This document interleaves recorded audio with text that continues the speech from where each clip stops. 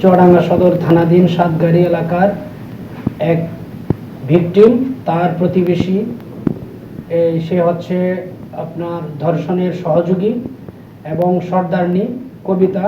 সে তার ভিকটিমের পার্শ্ববর্তী প্রতিবেশী ছিল এবং তার পূর্ব পরিচিত এবং ঘনিষ্ঠ সম্পর্ক ছিল। সেই সম্পর্কের সূত্র ধরে তাকে ফুসলিয়ে এবং প্রলোভন দেখিয়ে অন্যান্য আসামি মিজান, সামাদ, আদম, শাহজাহান, আব্দুল সালাম তাদের সহযোগিতায় তাকে এই চুয়াডাঙ্গা জেলার আলমডাঙ্গা থানাধীন খাদিমপুর বেলেদারি ফাঁকা মাঠের আম বাগানে নিয়ে যায় ইজি বাইকে করে। সেখানে গিয়ে আসামি মিজান এবং আদম এই ভিকটিমকে উপর্যুপরি ধর্ষণ করে। আইনগত বিধিনিষেধ থাকার কারণে ভিকটিমের নাম পরিচয় আমরা এখানে বলছি না।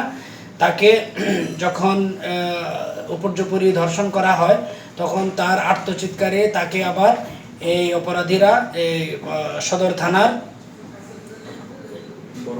বড়বাজার এলাকায় ইজি বাইকে করে তাকে নামিয়ে দিয়ে যায়।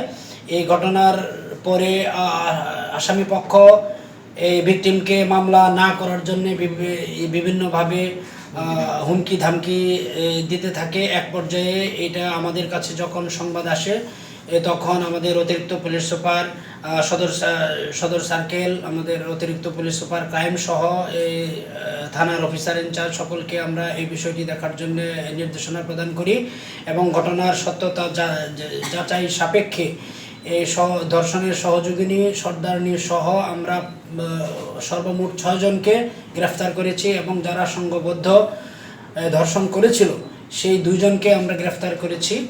এই হচ্ছে মানে এই ঘটনার বর্ণনা।